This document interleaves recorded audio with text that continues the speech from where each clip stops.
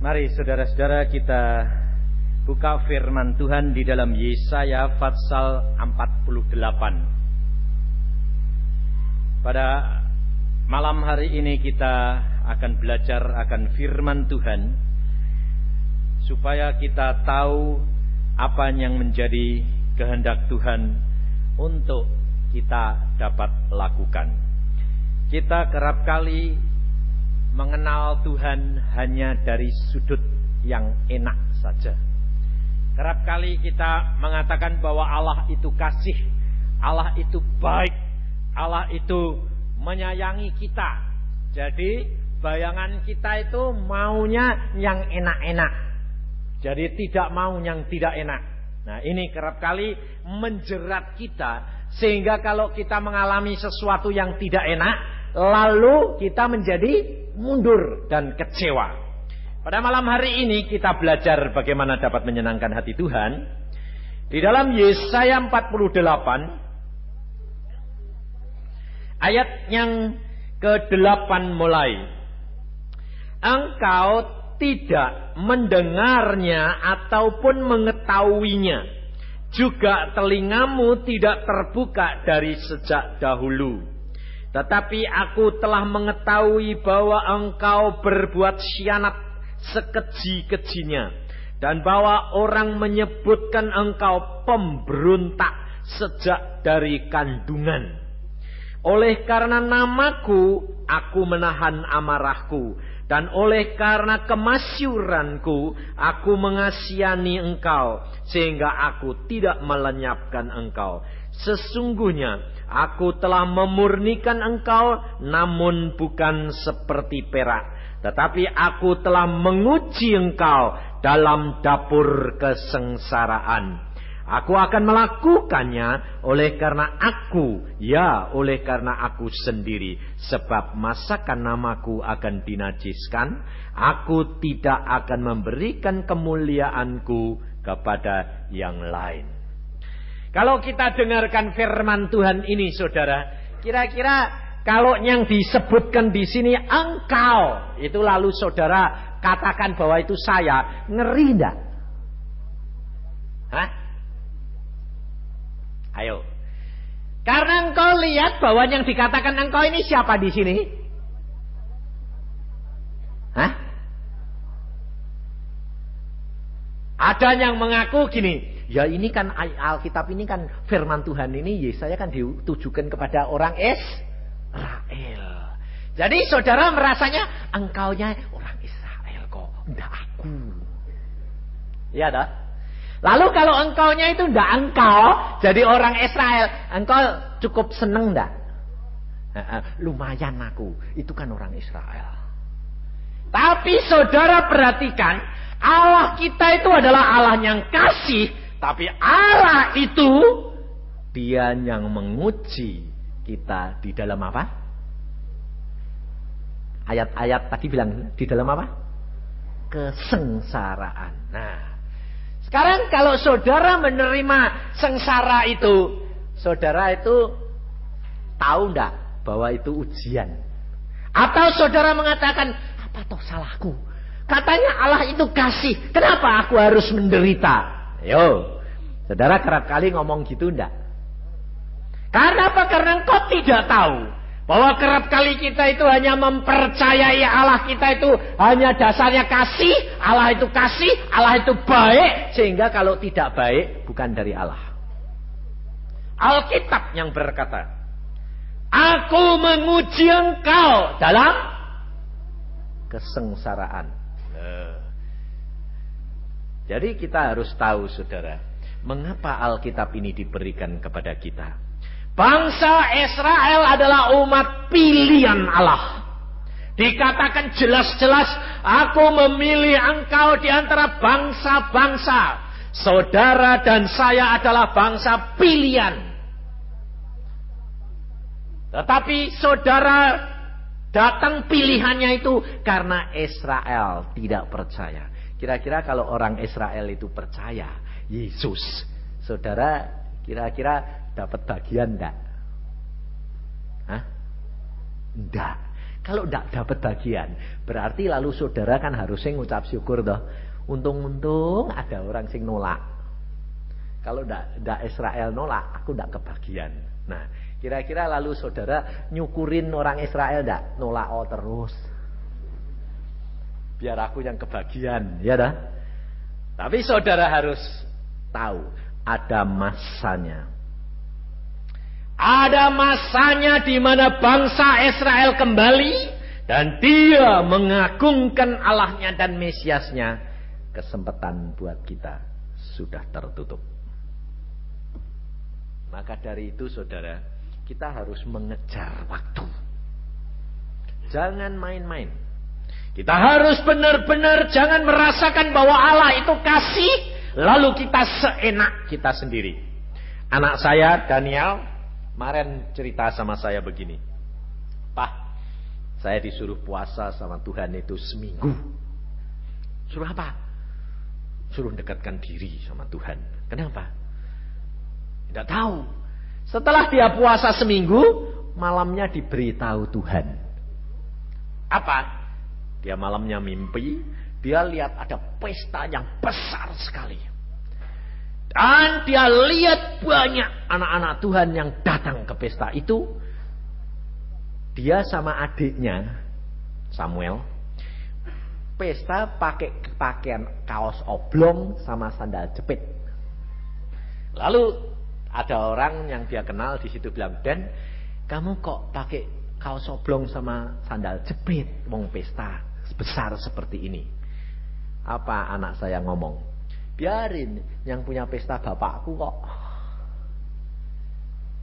Lalu di situ saudara tahu, dia diberi pengertian sama Tuhan. Daniel, kau tahu, pesta kawin anak domba sudah dekat. Tapi engkau menganggap remeh karena engkau merasa engkau dicintai Tuhan. Orang lain mengagungkan bapakmu karena bapakmu yang punya pesta. Mereka pakai pakaian semua indah-indah. Kamu sendiri pakai pakaian yang jelek. Apakah engkau memuliakan Allahmu, bapakmu, atau engkau merendahkan bapakmu? Dia sadar. Dia tanya kepada saya, Pak, wah saya ini kalau gitu sementara ini, selama ini Pak, saya ini belum mengagungkan Bapakku di surga. Kita kerap kali mempunyai kepercayaan, keyakinan bahwa Allah kita itu adalah Allah yang baik, Allah yang penuh kasih, Allah yang penuh sayang, Allah yang tidak menghukum. Salah, saudara. Dan kita menganggap sepele, kurang menghargai dan menghormati dia. Sehingga kita tidak siap di dalam setiap keadaan. Sehingga kita kurang mengagungkan dia. Maka dari itu saudara, saya senang karena anak saya dia sadar disuruh puasa, dia puasa. 1 minggu dia puasa dan akhirnya diberitahu dan dia berkata, Tuhan, aku tahu sekarang keadaanku. Kita kerap kali tidak bisa mengerti keadaan kita pribadi karena apa? Karena kita tidak mau menurut. Firman Tuhan berkata bahwa bangsa Israel itu adalah bangsa pilihan, tetapi keras hati dan tegar tengkuk. Dikatakan di sini pemberontak. Engkau, orang lain menyebutkan engkau pemberontak sejak dari kandungan. Kita harus menyadari saudara, bahwa kehidupan kekristenan kita ini belum mengenal Allah kita sebenarnya. Dan kita dilahirkan di dalam dosa. Mengapa dikatakan oleh Tuhan, firman Tuhan berkata bahwa engkau adalah pemberontak sejak dari dalam kandungan, karena kita dilahirkan dalam dosa. Selalu memberontak. Salah satu contoh umpamanya, kalau saudara berdoa, Tuhan, kamu sakit, dalam nama Tuhan Yesus sembuh. Dalam hatimu timbul tak? Dalam pikiranmu timbul tak? Kok enggak sembuh ya? Ayo, timbul enggak? Ragu-ragu. Apa itu? Kamu kira bilang, walau kenyataannya enggak. Itu adalah pemberontakan. Kita kerap kali tidak tahu kalau perkara itu pemberontakan. Karena apa? Karena kamu tidak percaya bahwa setiap firman Allahmu itu ya dan amin. Yesus sudah berkata, jikalau engkau di dalam aku dan firmanku di dalam engkau, minta apa saja engkau akan dapat. Tapi sudah ngomong sendiri, Tuhan aku minta sembuh. Tak lu kata Yesus sembuh. Masa iya? Ada ngomongan di sini. Masa iya bisa sembuh? Tidak bakal sembuh. Karena pemberontakan ini sudah ditanamkan dari dalam kandungan ibu kita. Maka dari itu saudara, pada malam hari ini Tuhan mengajar kepada kita bagaimana caranya supaya kita itu dapat lepas daripada pemberontakan ini. Kita harus belajar dari firman Tuhan. Bangsa Israel diuji oleh Allah 430 tahun diperbudak di Mesir. Allah berkata sendiri bahwa aku menguji engkau dalam dapur kesengsaraan. Karena apa? Karena pemberontakan. Demikian juga kekristenan kita kerap kali sudah jadi orang Kristen puluhan tahun, tapi ya tetap gitu-gitu saja. Karena apa? Karena pemberontakan kita tidak pernah kita hapuskan. Dan bagaimana caranya menghapuskan? Pada waktu bangsa Israel mau dikeluarkan oleh Tuhan dari tanah Mesir, kita baca di dalam Keluaran pasal yang ke-12. Yesus Tuhan sudah dilambangkan di sini. Di dalam Keluaran 12 dikatakan ayat yang ke-7, kemudian dari darahnya haruslah diambil sedikit dan dibubuhkan pada kedua tiang pintu dan pada ambang atas pada rumah-rumah di mana orang memakannya.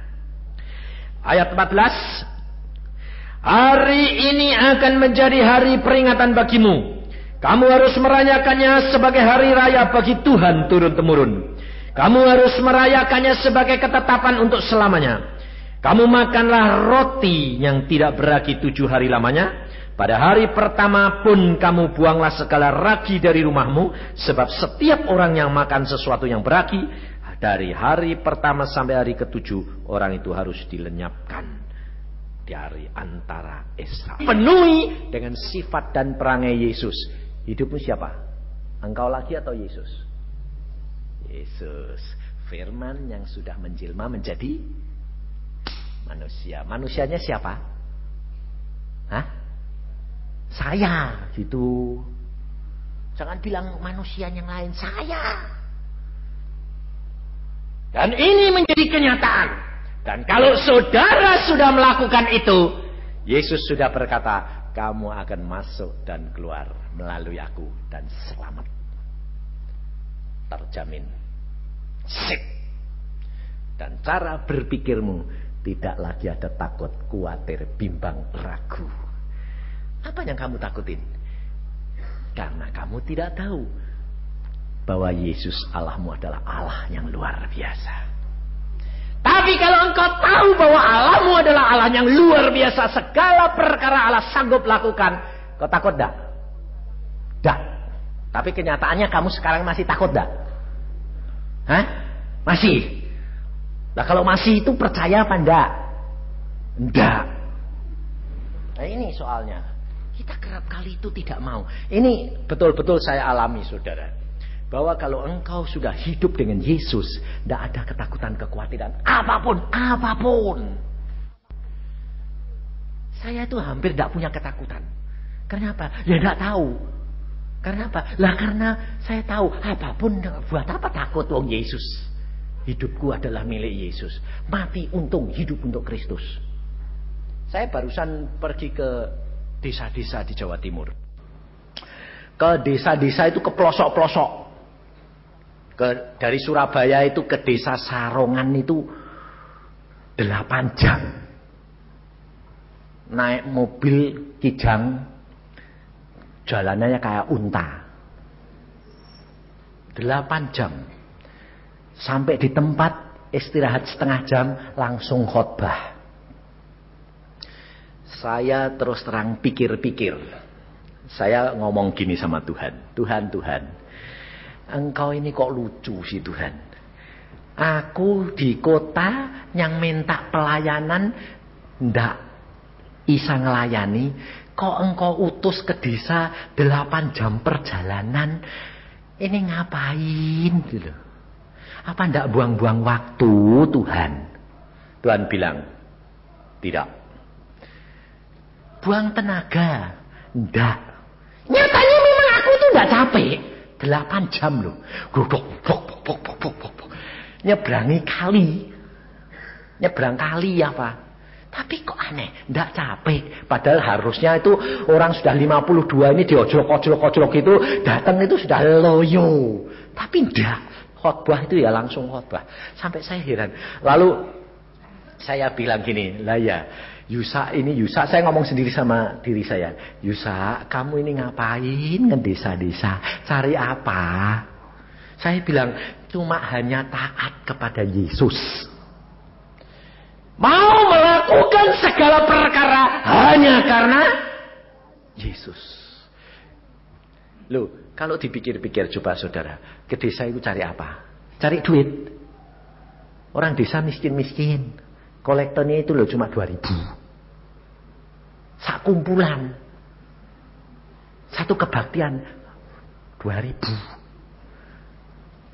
Malah kita datang sana itu bawa berkat.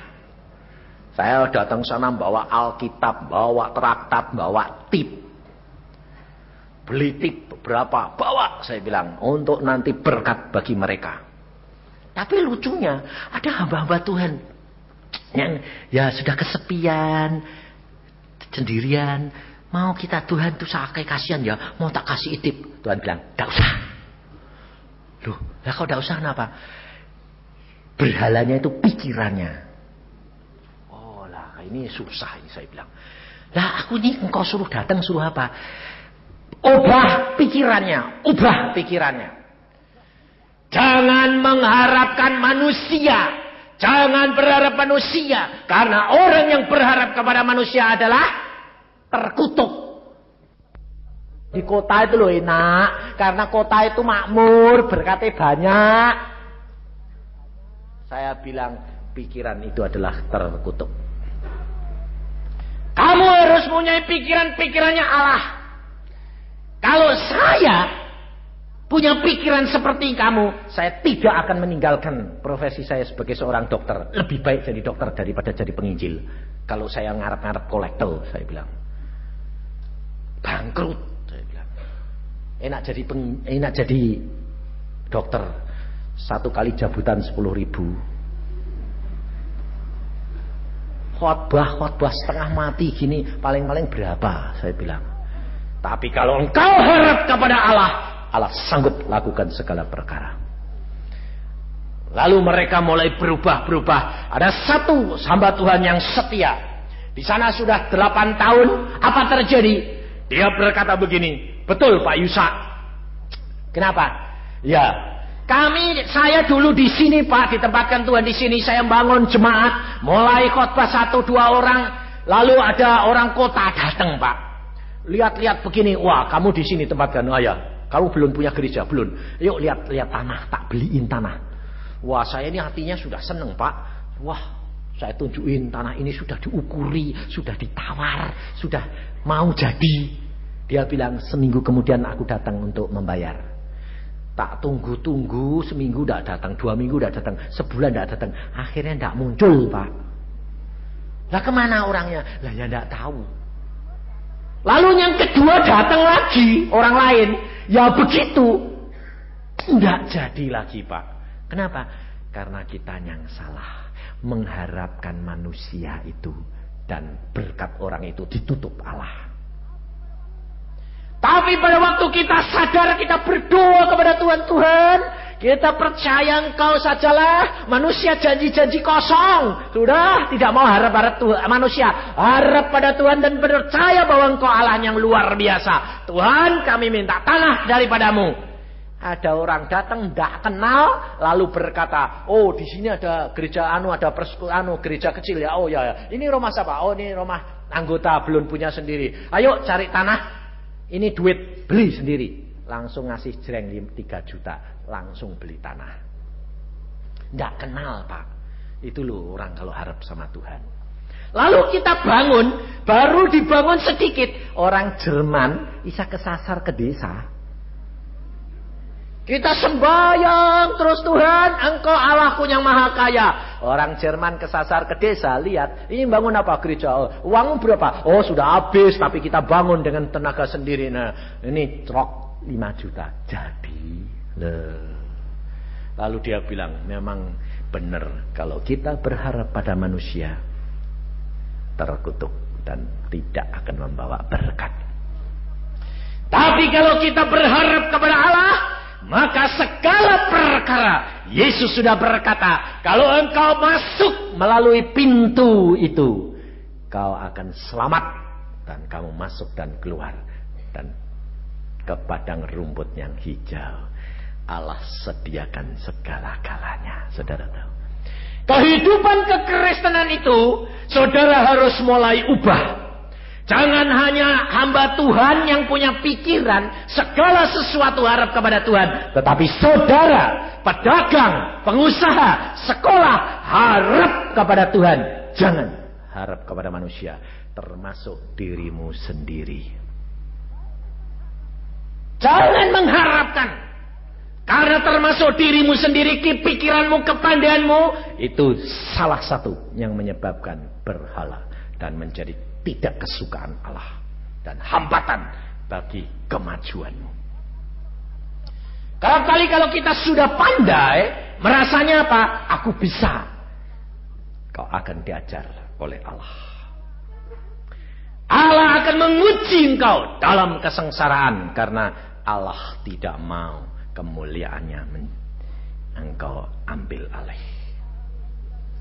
Kita harus belajar akan firman Tuhan ini dan masukkan benar-benar segala perkara. Kalau kita sudah banyak belajar firman Tuhan, Yesus adalah firman Allah, dan segala sesuatu harus masuk dan keluar melalui firman. Kau kerap kali kenapa? Bingung. Ini boleh enggak ya? Ini boleh enggak? Maunya anak sekolah. Anak sekolah, Pak, nyontek boleh enggak? Loh, sudah terang-terang nyontek kok tidak boleh kok. Kok boleh? Nyontek itu ya mencuri. Sudah terang tidak boleh. Ya tidak usah tanya. Tapi kadang-kadang ini, Pak, minta boleh enggak? Minta boleh. Minta kepada Yesus, jangan kepada siapa-siapa. Kita harus melakukan firman. Segala perkara kita tidak perlu. Boleh enggak, boleh enggak. Enggak usah. Ada Roh Kudus sebagai penolong kita. Kalau Roh Kudus tahu bahwa itu tidak boleh, di dalam dirimu pasti tidak ada sejahtera. Salah satu kontrol, kalau kamu sudah belajar firman, dalam engkau mau melakukan dosa, firman muncul. Bicara. Karena Roh Kudus akan mengingatkan kepadamu apa yang Yesus pernah katakan di dalam firman-Nya. Jadi kita tidak perlu khawatir.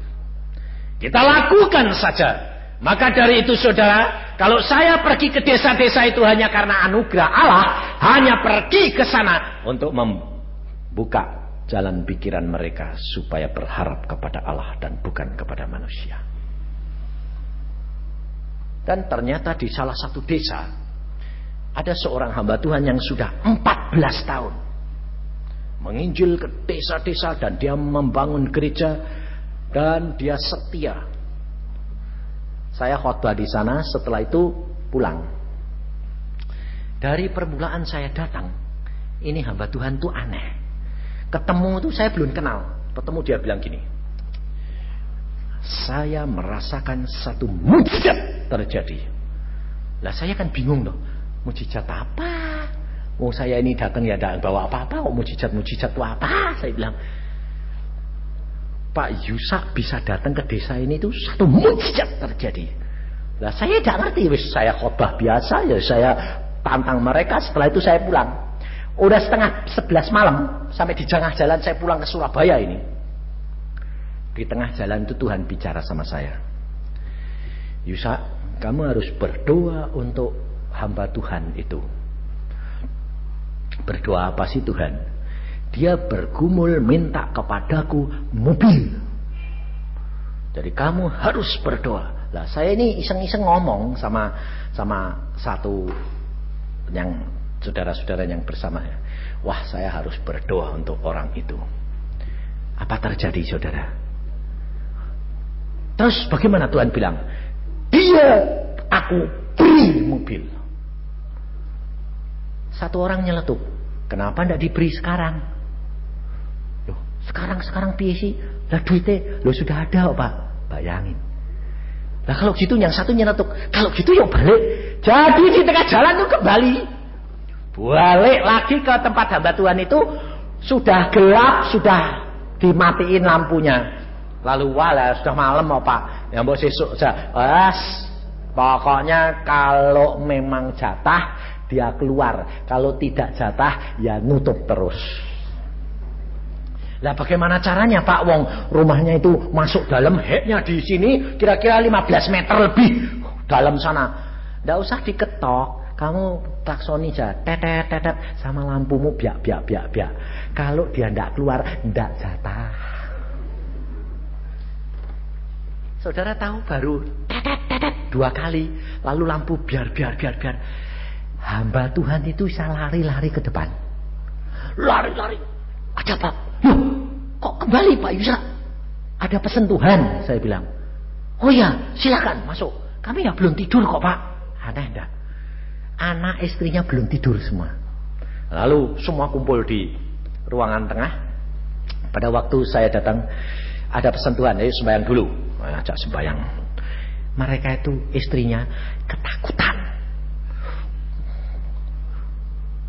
Lihat saya tidak berani melirik gini. Sebab pikirnya ada pesan Tuhan apa, ditegur apa ini. Jadi salah apa ini, kayak orang dihakimi.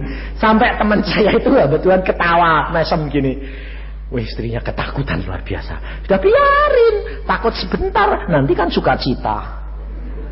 Akhirnya saya bilang, kamu sudah berdoa kepada Tuhan minta mobil berapa lama? Agak dia, loh, sudah 3 tahun Pak. Untuk pergi ke desa-desa itu loh. Karena kalau hujan itu kita basah kuyup gak bisa masuk kota. Pelayanan jadi terhambat. Saya bilang, Tuhan sudah dengar. Dan Tuhan perintahkan kami untuk menyelesaikan hal ini. Berapa yang kamu minta pada Tuhan? Kami minta 2-3 juta Pak. Jadilah sesuai dengan imanmu. Nah, kalau dia sebetulnya minta 10 juta, ya jadi. Nah, cuma 3 ya 3. Jadi lalu dia bilang, jadi Pak, jadi. Karena kamu berdoa 3 tahun, orang desa, tidak pernah mengharap ke kota, kamu harap kepada Allahmu. Allahmu lakukan. 3 tahun dia minta 3 juta, setahunnya 1 juta. Lalu saya katakan, jadi segera cari, beli. Kalau sudah, beritahukan, kami sediakan. Nah, lalu apa terjadi saudara?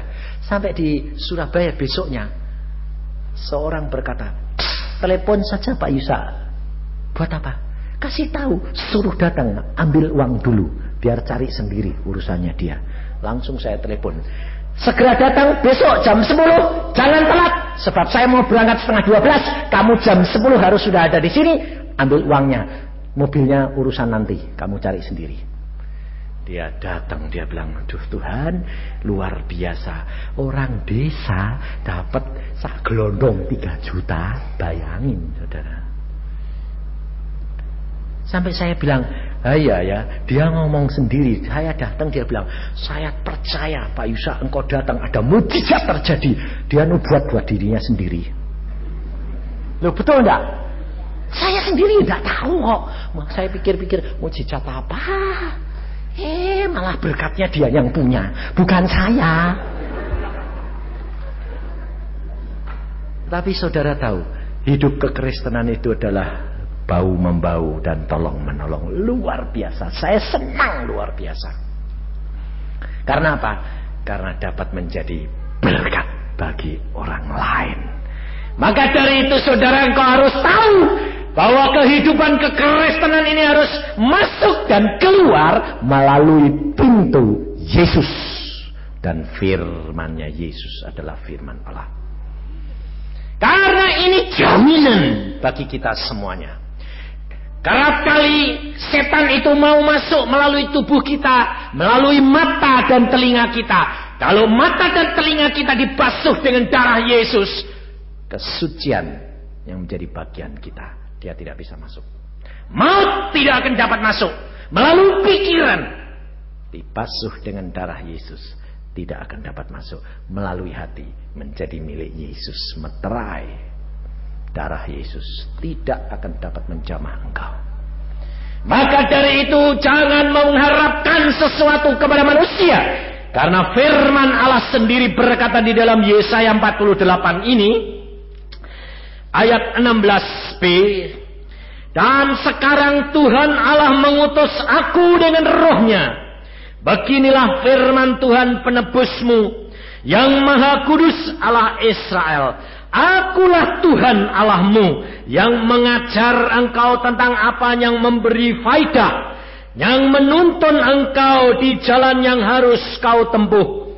Sekiranya engkau memperhatikan perintah-perintahku, maka damai sejahteramu akan seperti sungai yang tidak pernah kering.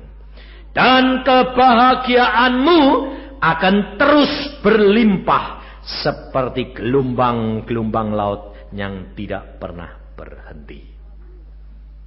Ini jaminan, saudara. Maka dari itu saya selalu katakan kepada saudara, jangan tinggalkan akan firman setiap hari. Tapi saudara kerap kali bilang apa? Sudah baca kok Pak Yusa, setiap hari. Iya, tapi ada tapinya. Kalau sedang seneng banyak, kalau sedang malas sedikit. Saudara tahu, Allah menuntut kepada kita setia dan taat. Baca yang sama jumlahnya setiap hari. Kalau setiap hari engkau membaca 2 fatsal, ya 2 fatsal. Lebih banyak boleh, kurang jangan. Itu tiap hari. Saya kemarin ketemu seorang anak Tuhan, sudah 6 tahun dia jadi anak Tuhan, dulu bekas kebatinan. Dan dia pada waktu dia turut kebatinan, dia sudah kawin sama setan. Artinya kawin itu sudah nyatu dan sudah janji.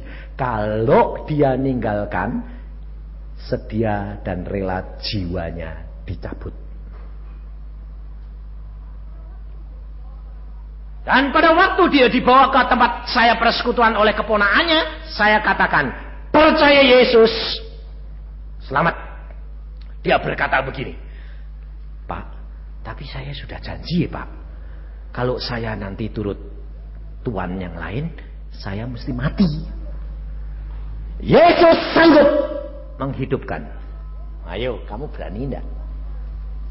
Lalu saudara pikir gini dah. Oh, kalau gitu nanti aku percaya Yesus, setannya tidak bisa jabut. Kok enak, janji tetap janji. Jangan saudara bilang, kalau kamu sudah janji, pokoknya aku tidak setia, boleh disambar geledet, sambar sungguhan. Boleh sakit, boleh apa, ngalami. Ini orang, saudara tahu, dia pada waktu persekutuan di rumah saya, sedang menyembah, berdoa, sedang menyembah semua. Tuhan perintah sama saya begini, Yusa, cepat berdoa untuk orang itu. Saya buka mata, siapa Tuhan? Orang itu. Saya datangi, saya tempeli punggungnya sama tangan saya. Saya berdoa. Saya tidak tahu kalau dia itu sebetulnya sudah mati. Sudah mati.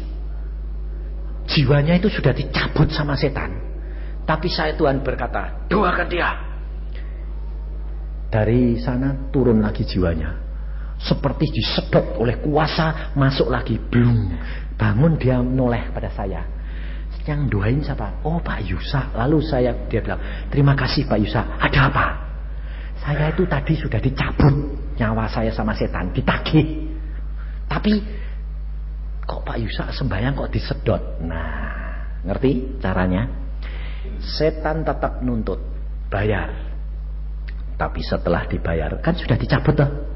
Setelah bayar, sudah mati toh, dicabut toh. Yesus nyedot, seret, balik. Masuk, bangkit. Luar biasa. Lalu dia berkata, Allahku memang Allah yang luar biasa. Dulu aku tidak tahu bagaimana caranya supaya aku dapat mengenal akan Yesus yang sungguh. Pak Yusa selalu berkata, saya jadi orang Kristen 25 tahun, tapi pada waktu setelah 25 tahun Tuhan Yesus berkata, baru hari ini kamu jadi orang Kristen. Saya tidak bisa mengerti Pak, tapi belakangan ini aku tahu. Pada waktu dia sakit, mau mati, kena liver, dokter mengatakan kamu harus segera opname karena denyut jantungmu sudah terlalu lemah dan kamu akan segera mati kalau tidak segera diopname. Dia berkata apa? Tuhan, kalau aku harus mati, aku mati di dalam Engkau. Aku tahu kematian seorang anak Tuhan adalah indah di mata Tuhan. Aku kemarin dulu sudah pergi ke dokter dan disuruh pulang. Sekarang malah parah, minum obat malah parah, harus masuk ke rumah sakit. Belum nanti mungkin mati di rumah sakit. Saya mau serahkan semua dalam tanganmu. Yesus berkata apa? Karena engkau rela, aku yang menghidupkan engkau. Sembuh total. Langsung diperiksa dokter besoknya. Dokternya bilang apa? Kamu makan obat apa? Kok sehari bisa sehat kayak begini? Enggak minum obat. Enggak percaya. Jujur saja. Saya hanya berdoa dalam nama Yesus dan aku serahkan nyawaku. Dokternya bilang apa? Memang kita ini cuma alat, tapi Allah yang punya kuasa. Dan dia sembuh total. Dia pada waktu itu dia mengatakan, benar-benar baru aku tahu. Yang dikatakan orang percaya itu adalah hati ini loh menjadi bulat. Percaya Yesus itu bulat, sukacitanya luar biasa dan rela menyerahkan nyawa dalam tangan dia. Ya, sekarang dia berkata apa? Baca Alkitab. Firman ini sungguh-sungguh dia akan berkata dan menyatakan dirinya dan menjelma di dalam kehidupan kita. Karena firman Tuhan berkata apa? Barang siapa takut kehilangan nyawa, ia akan kehilangan nyawa. Tapi karena barang siapa kehilangan nyawa karena aku, ia mendapatkan nyawa. Dan semua digenapkan oleh Allah. Kalau kita melakukan firman Tuhan, maka firman ini menjadi bagian kita, menjadi pintu segala-galanya yang tidak boleh masuk kecuali melalui firman Yesus. Yesus sudah berkata, pintu ini sempit, tidak lebar, sempit. Artinya bahwa apapun yang kau lakukan itu harus melalui firman ini. Sukar. Seolah-olah ini tidak boleh, ini tidak boleh, ini tidak boleh, ini tidak boleh. Tetapi percayalah, kesukacitaanmu, kebahagiaanmu tidak akan berhenti. Luar biasa Allah kita. Jerat-jerat setan itu banyak, tetapi kita tidak perlu takut. Kita tidak perlu mengkhawatirkan ini apa nanti, setan melalui apa. Tidak perlu, tidak pusing. Allah sanggup lakukan segala perkara. Beberapa hari yang lalu istri saya hampir kejerat lagi. Saya pulang-pulang dari Jawa Timur. Anak saya berkata begini, Pak, kita harus berdoa untuk mama. Kenapa? Wah, mama mau kejerat lagi. Jerat apa? Mulai mikir lagi, mau kerja. Saya berkata, kamu sekarang mikir lagi mau kerja lagi. Aku itu ditekan setan piye?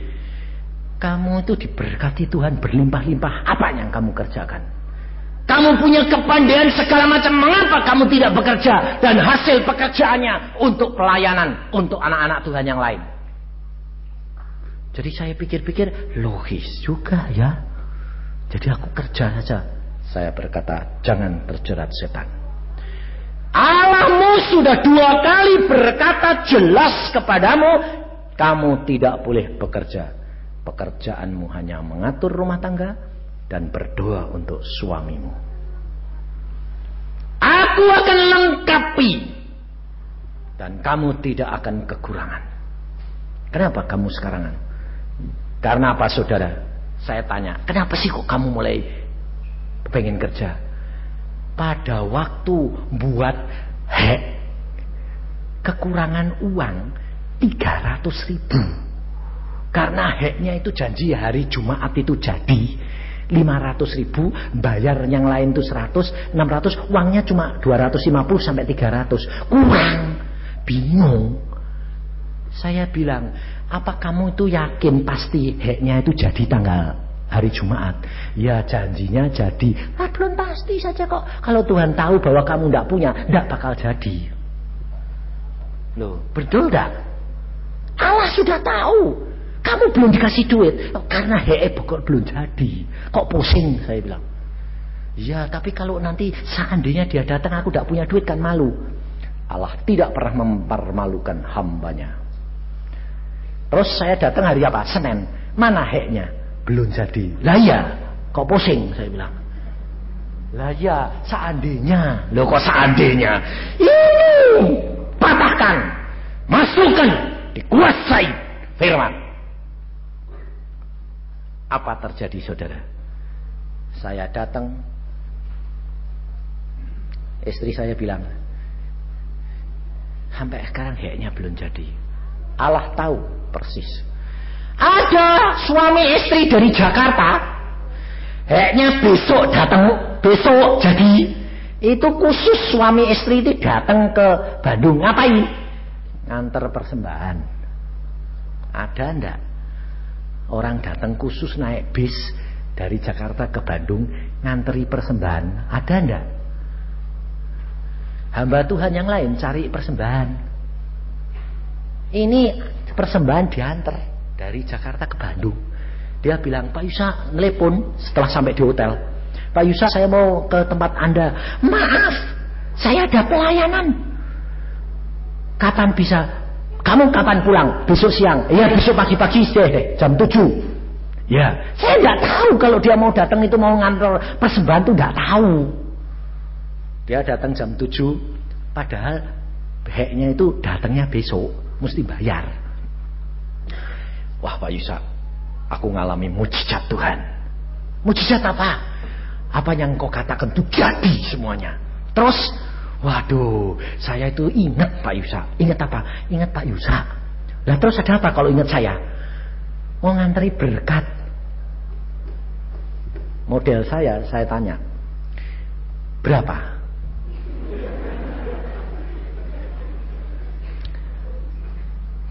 $700.000. Lalu saya tanya, saya bilang, kamu tidak tahu toh bahwa kamu ini adalah mentaati perintah Allah. Besok saya harus bayar istri saya ini loh, artinya dak-diduk. Kenapa? Pas kurang 300 dan Allah kirim 2 kali lipat. Betul toh? Iya, saya bilang Allahku itu Allah yang luar biasa. Tidak perlu takut dalam segala perkara. Dia tahu kebutuhan dan keperluanmu dan dia tidak pernah menolong terlambat. Wah, dia bilang, pantesan aku ini tidak bisa Pak Yu. Tak pikir Pak Yusanko minggu depan kan datang, kok tidak sampai. Mesti pergi. Tidak tahunya itu memang tepat toh, pasti wong Allahku itu Allah luar biasa. Saudara itu tidak perlu takut. Firman Tuhan berkata, kalau engkau memperhatikan firman Allah, maka engkau akan apa? Damai sejahteramu akan seperti sungai yang tidak pernah kering. Kebahagiaanmu seperti gelombang yang tidak pernah berhenti. Karena apa? Allah tidak mau damai sejahteramu hilang karena khawatir, karena takut, karena bimbang. Allah tahu waktu yang tepat dan dia tidak pernah terlambat untuk menolong anak-anaknya. Maka dari itu jangan tinggalkan firman. Baca terus, dia adalah pintu masuk untuk masuk dan keluarmu melalui firman, melalui Yesus. Jaga 3 tempat: tubuh, pikiran, dan hatimu. Kalau kamu mau aman, tidak akan dapat engkau dijamah oleh kuasa gelap, karena dia yang memberikan tanda darah Yesus akan mengusir semua kuasa gelap. Amin. Mari kita berdoa.